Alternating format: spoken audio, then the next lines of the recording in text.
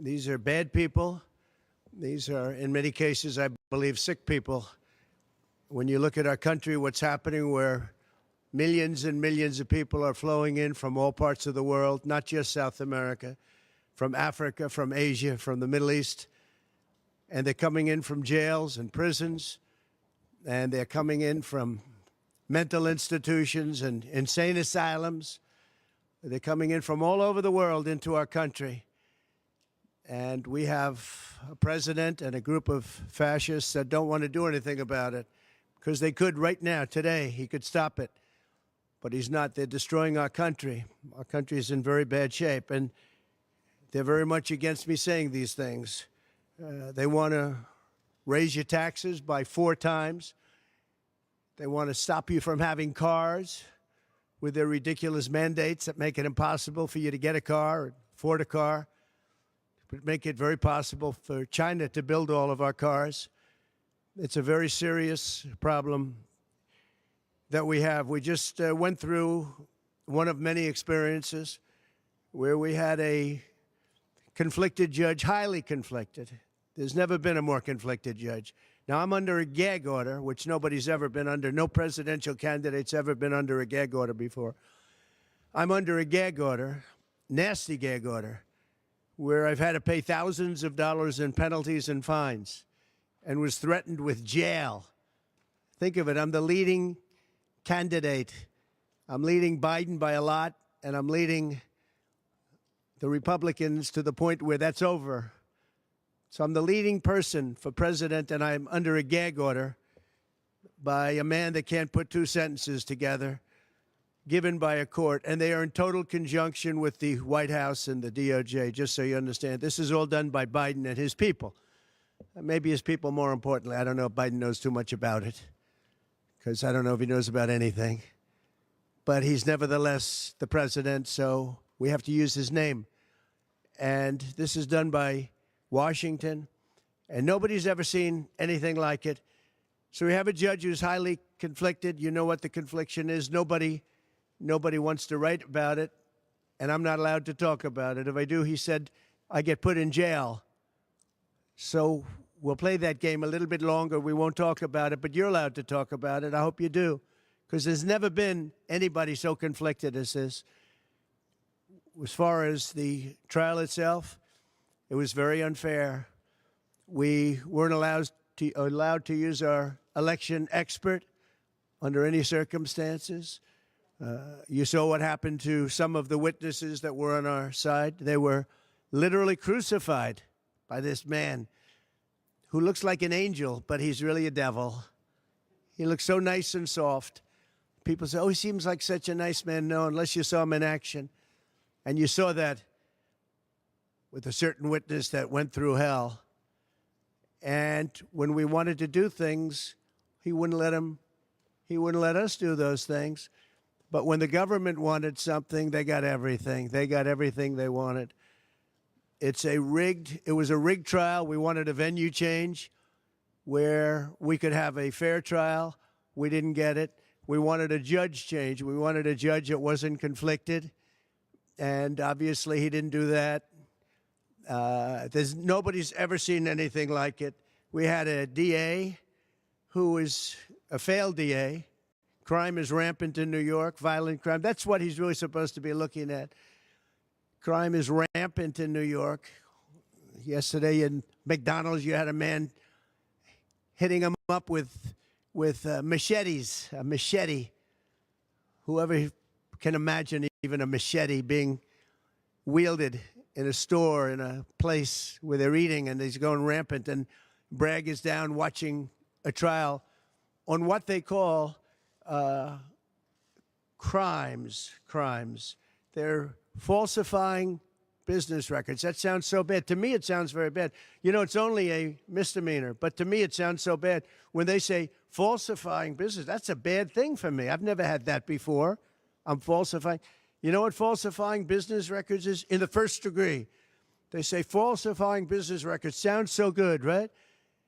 It means that legal expense, I paid a lawyer, totally legal. I paid a lawyer a legal expense. And a bookkeeper, without any knowledge from me, correctly marked it down in the books. A very professional woman, highly respected, she testified, marked it down in the books as a legal expense. So a legal expense, paid a lawyer, is a legal expense in the books. It's not sheetrock, construction, or any other thing. It's a legal expense. Think of that. This is what the falsification of business records were. And I said, what else are you going to call it?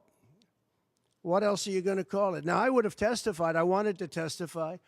The theory is you never testify, because as soon as you testify, anybody, if it were George Washington, don't testify, because they'll get you on something that you said slightly wrong, and then they sue you for perjury.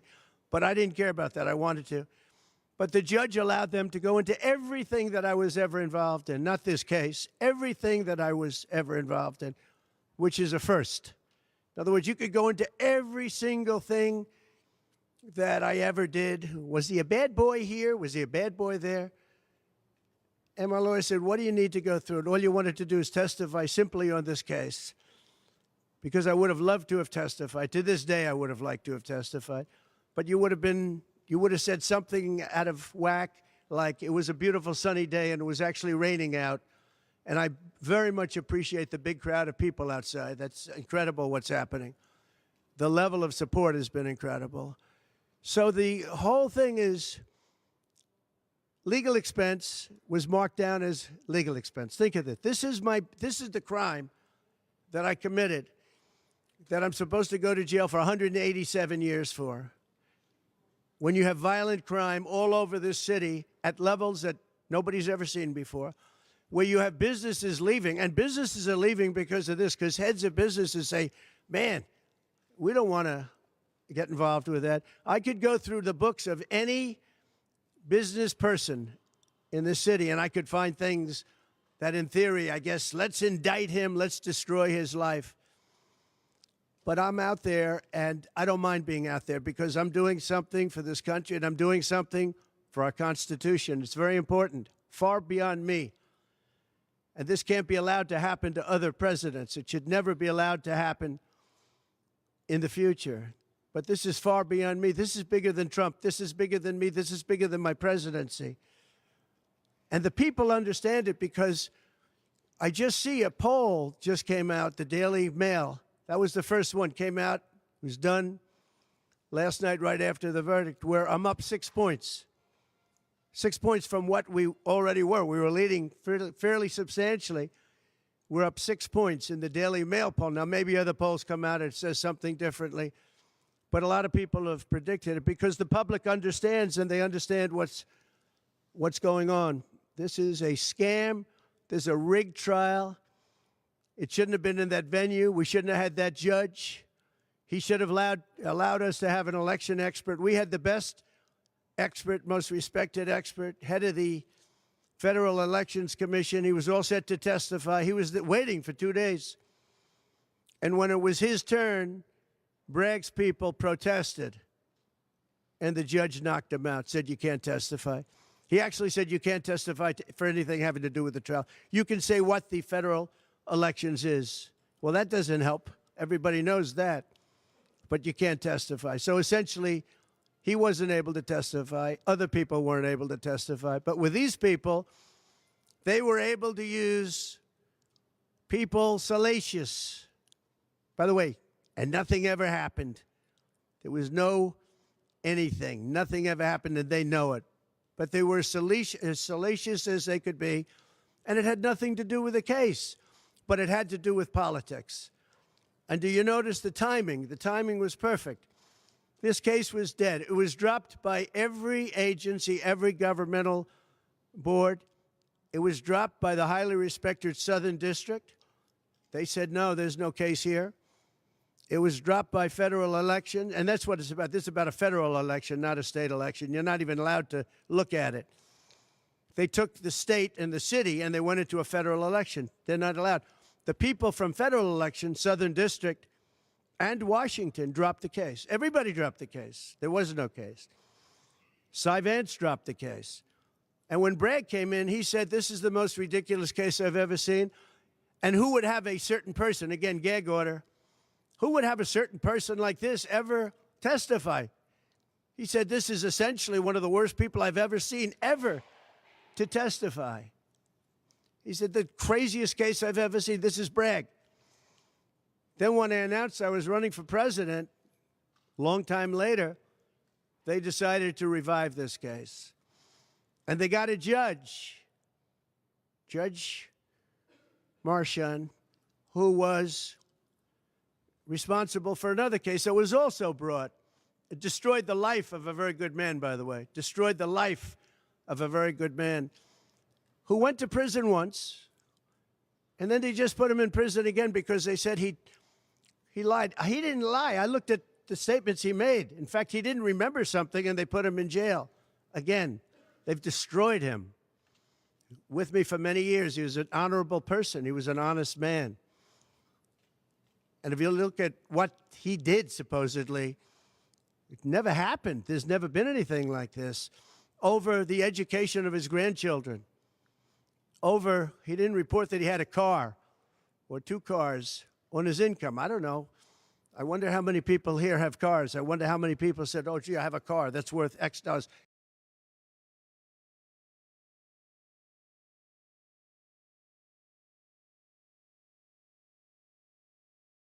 His income, I don't know. I wonder how many people here have cars. I wonder how many people said, oh, gee, I have a car that's worth X dollars. How do you even figure it? And I guess you do. Now, normally I'd say that's an old guy, but I don't feel 70. They put this man, says that about me. I'd like him to say, gee, we have to have a little sorrow for testify. They didn't want him to testify. That's why he went to jail. I'm probably put him in jail twice. He's 77 years old. Now, normally I'd say that's an old guy, but I don't feel 77. Nobody ever says that about me. I'd like them to say, gee, we have to have a little sorrow for this man, because they just don't say that about me, but maybe I'm better off that way. I think I'm probably better off that way. But they put him in jail twice. And you have to see what they put him in jail. And he was threatened by the judge. This man was told, you're going to get 15 years in jail if you don't give up Trump. And he was told that. You're going to get 15 years in jail. And he made a plea deal because he didn't want to spend the rest of his life. And he was told that viciously. We're living in a fascist state. He was told that viciously. So you can go to jail for 4 months, 5 months, or you can get 15 years in jail. So do a plea. Almost who wouldn't do that plea? Everyone does those pleas. It's a horrible thing. There's a whole group of lawyers that fight that. It's so unfair. It's so unfair. But they destroyed his life. So many other things. You look at Southern District didn't want to bring the case. Nobody wanted to bring the case. And then you know who didn't want to bring the case? Most of all is Bragg. Bragg didn't want to bring it. But then he brought it, and they tried to make it a different case. They didn't say legal expense equal legal expense. Again, if I wrote down and paid a lawyer, and by the way, this was a highly qualified lawyer. Now, I'm not allowed to use his name because of the gag order. But, you know, he's a sleazebag. Everybody knows that. Took me a while to find out. But he was effective. He did work. But he wasn't a fixer. He was a lawyer. You know, they like to use the word fixer. He wasn't a fixer. He was a lawyer. At the time, he was a fully accredited lawyer. Now, he got into trouble not because of me. He got into trouble because he made outside deals, and he had something to do with taxi cabs and medallions, and he borrowed money. And that's why he went. And then he pled to three election violations. And as soon as I saw that, I said, I wonder why he did that. He pled. He took a deal. Now, he took a deal because he wanted to get off. In other words, I'll take a plea deal, and I want to get off. And he wanted to make a deal with the Southern District. And they wrote the worst report I think I've ever seen on any human being, other than the report that was written on James Comey by the Inspector General, a very great Inspector General, actually. Wrote a report that was so bad. This one was possibly worse. The Southern District, the judge didn't let us use it. He said, it's hearsay. I said, it's not hearsay. Wouldn't let us use it. This is about the man. But he got in trouble for a very simple reason, because he was involved with borrowing a lot of money, and he did something with the banks. I don't know if it's defrauded the banks, but something happened. You guys know what it is. And then in addition to that, he gave up on 3 things where he wasn't guilty. In fact, they were going to testify in that. The head of the FEC, the Brad Smith, the election expert, #1 rated in the country, who was going to testify. He took a plea on 3 things. He just added them in because that gave him more bargaining power with respect to me. But the 3 things that he pled on, having to do with the election and having to do essentially a little bit with me, they weren't crimes. They weren't crimes. Nor is paying money under an NDA. So we have an NDA, non-disclosure agreement. It's a big deal, a non-disclosure agreement. Totally honorable, totally good, totally accepted. Everybody has them. Every company has non-disclosure agreements. But the press called it slush fund and all sorts of other things. Hush money, hush money. It's not hush money. It's called a non-disclosure agreement. And most of the people in this room have a non-disclosure agreement with their company. It's a disgrace. So it's not hush money. It's a non-disclosure agreement, totally legal, totally common. Everyone has it. And what happened is he signed a non-disclosure agreement with this person, I guess other people, but it's totally honest. You're allowed to make the payment. You don't have to make it. You can make it any way you want. It's a non-disclosure agreement. And he signed that.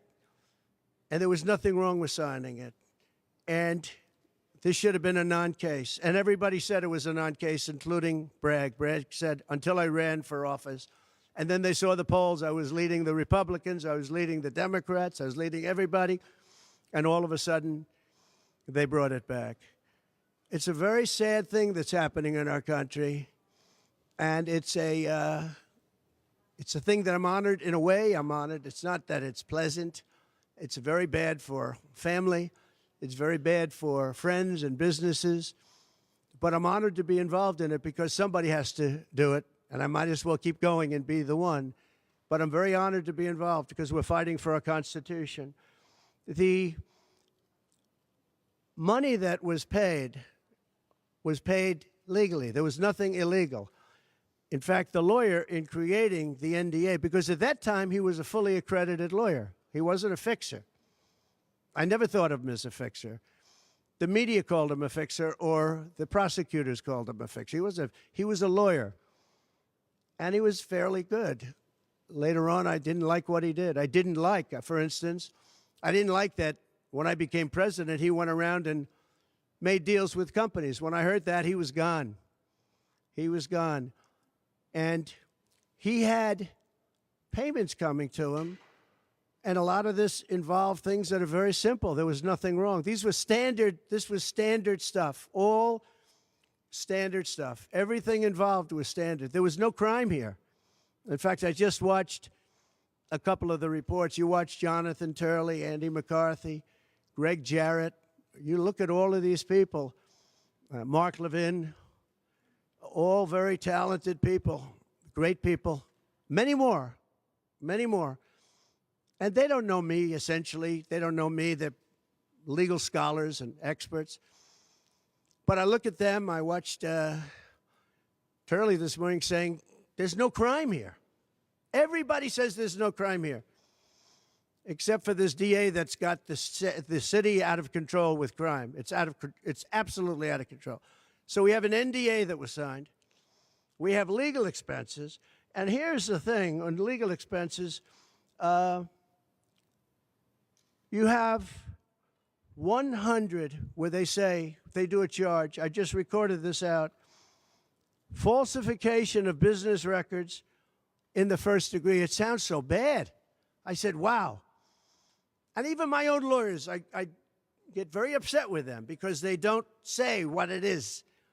They say, well, falsification of legal records is only a felony. Well, that's a lot. It's only They say a misdemeanor.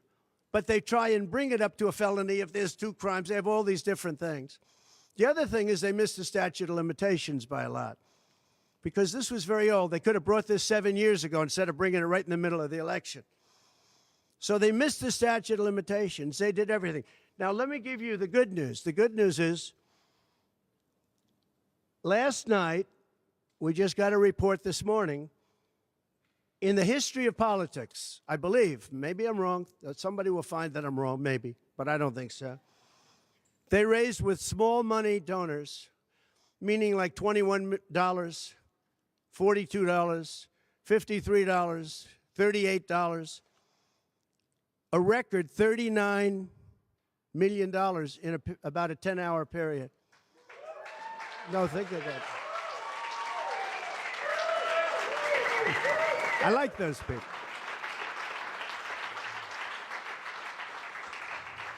Because so far, I guess it's backfiring. Now, I don't know. I'd rather not have it happen. I don't want to have it backfiring. I want to win this thing legitimately, not because they were stupid and did things that they shouldn't be doing. They shouldn't have brought this case. They were saying it this morning. This is a case that should not have been brought. I watched Andy McCarthy say this is a case that should not have been brought. And that was this morning.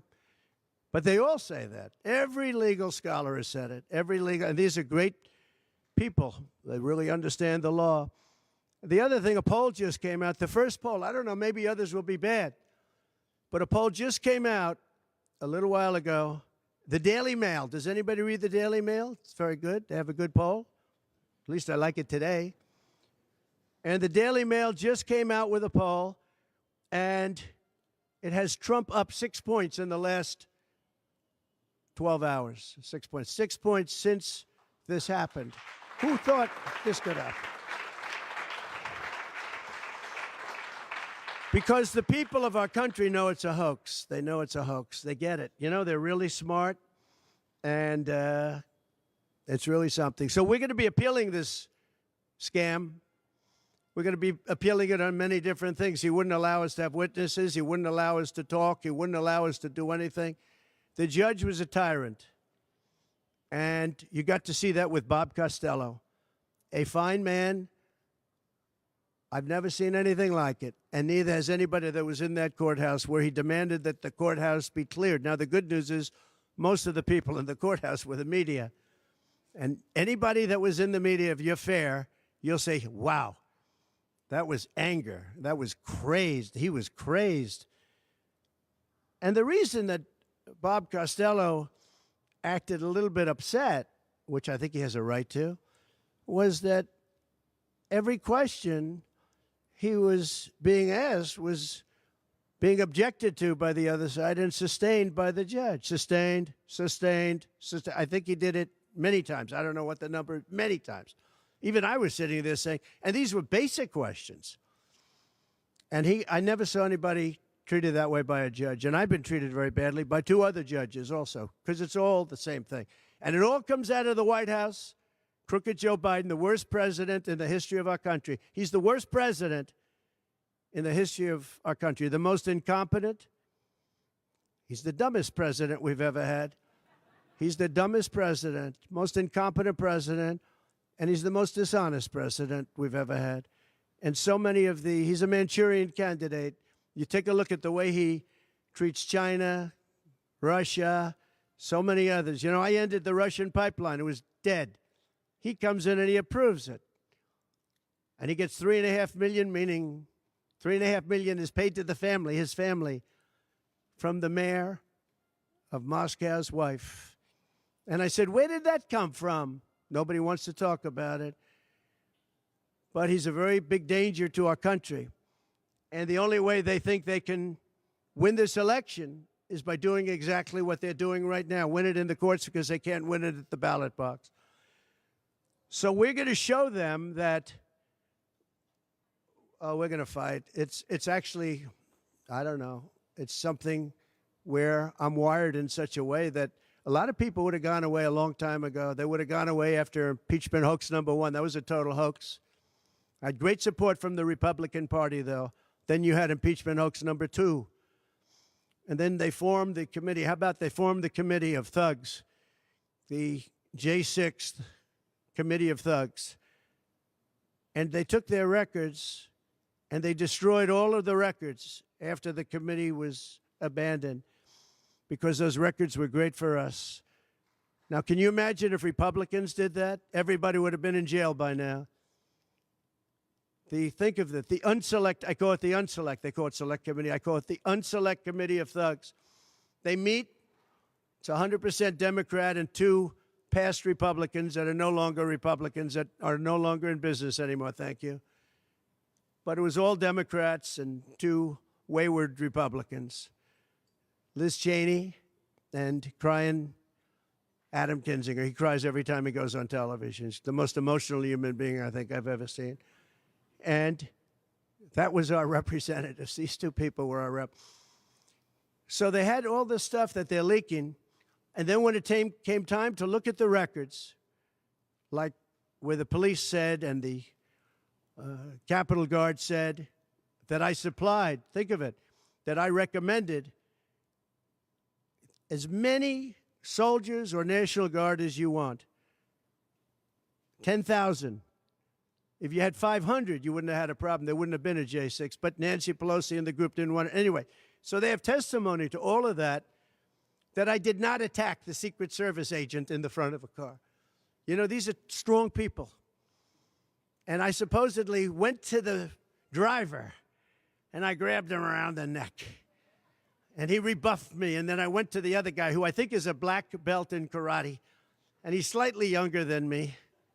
Maybe 35 years, 40 years, 50 years. And I grabbed him around the neck and said, he's a black belt in karate. They know how to get somebody from around their neck. They would have gone like this, and that would be the end of that. Actually, I had a friend that said, you shouldn't dispute that. That makes you look like the toughest cookie we've ever seen. You should have let that go on. But the fact is, it never happened. It was all made up. And that was proven to be made up. It proved to be a false story. And they deleted and destroyed all of that information, every ounce of it. We're dealing with a corrupt government. We have a corrupt country. Our elections are corrupt. Our borders are open. Our borders are going to be closed very soon. November 5th is going to be the most important day in the history of our country. Now, when I say that, because my people are always saying, do this, because we're fighting for America, DonaldJTrump.com. I hope everybody watching right now, DonaldJTrump.com, because it really makes a difference. They have a lot of money on the other side. I don't know where they get it. Nobody knows where they get it. But for some reason, they get money. But they're not on the side of our country. In many ways, I think they hate our country. Who on earth can want open borders where people are allowed to pour in from countries unknown, from places unknown, from languages that we haven't even heard of? We have people sitting in schools with languages where very few people have ever even heard of these languages. It's not like Spanish or French or Russian. Languages unknown. We have people coming from corners of the globe, and many of them are not good people. Many terrorists, record levels of terrorism, record levels of terrorists have come into our country. Record. They've never seen anything like it. You know, there was a report that in 2019, I don't believe this, by the way, the media gave it, and it was good for me, believe it or not. They said in 2019, there were no terrorists recorded that came into our country. I don't believe that. I don't think that's possible. But 2019 was a Trump year. I don't believe that that could be possible. But they said no terrorists came into our country. So let's say it was close. Let's say it was close. But now record levels of terrorists, record levels, the highest level we've ever seen of terrorists are pouring into our country. You have China with just in the last few months, 29,000 people came in, and I looked at them on a line, and they look like perfect soldiers. They're almost all male, from 19 to 25. It looks like a recruiting exercise. They have beautiful tents. They have propane stoves. They have cell phones. the best you can buy. I said, what's going on? It looks like they're building an army right in our country. Now, I don't think that would happen, right? We're losing our country. And I really think that this is an event, what took place yesterday with this judge. Look, we have conflicted, but he's a crooked judge, and you'll understand that. And I say that knowing that it's very dangerous for me to say that, and I don't mind, because I'm willing to do whatever I have to do to save our country and to save our Constitution. I don't mind. So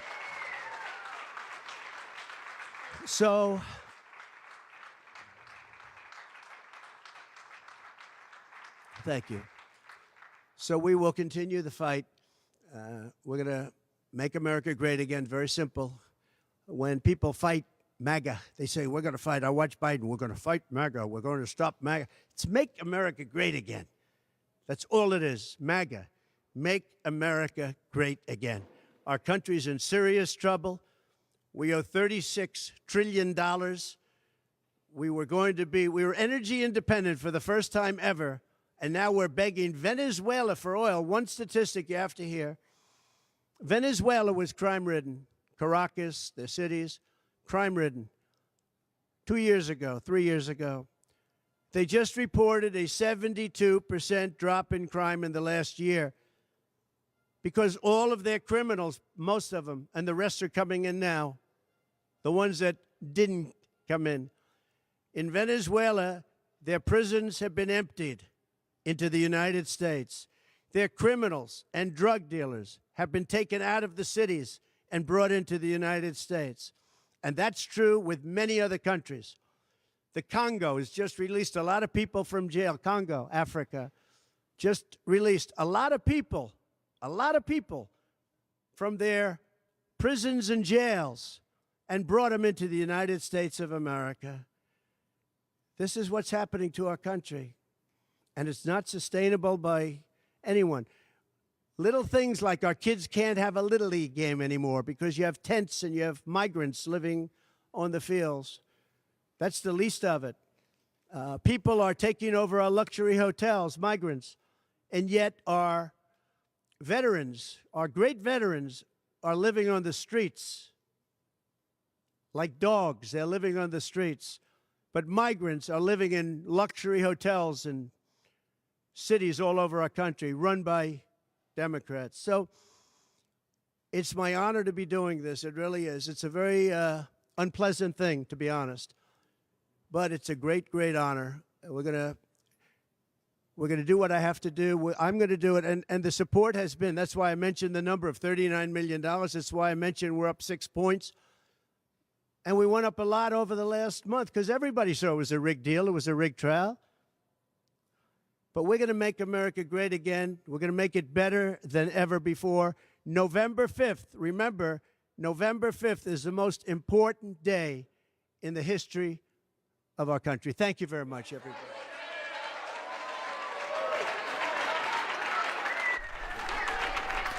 The next step in the former president's New York trial, now that a verdict has been reached, will be sentencing, which has been scheduled for Thursday, July 11th, just days before the Republican National Convention in Milwaukee. Ohio Republican Congressman Jim Jordan has called for Manhattan District Attorney